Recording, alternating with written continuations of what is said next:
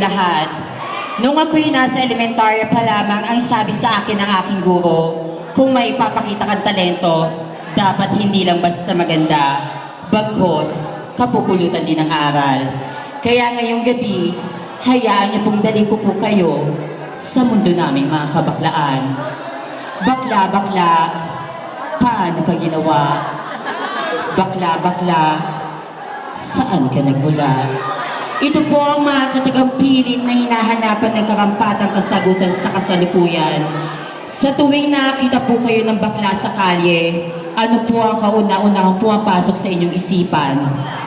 Isang hamak na bakla doon sa apat na sulok ng kanyang beauty parlor na walang alam gawin kundi manggupit.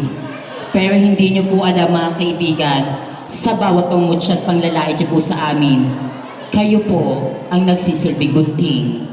Gunting na unti-unti gumugupit dito sa aming mga puso't damdamin. Isa lamang po ang nais ko pong sabihin po sa inyong lahat.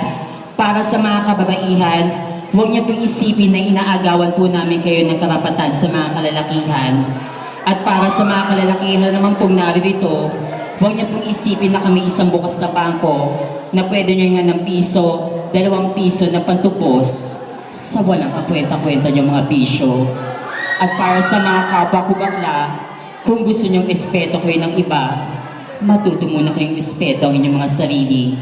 At ang masakit pa roon ay ang tawain kaming Georgia. Baklang bato, baklang walang karapatang tumapak sa kalangitan. Ngunit ni isa sa atin ay walang karapatang husgahan ng bawat isa dahil isa lamang po ang nakakaalam, music maestro.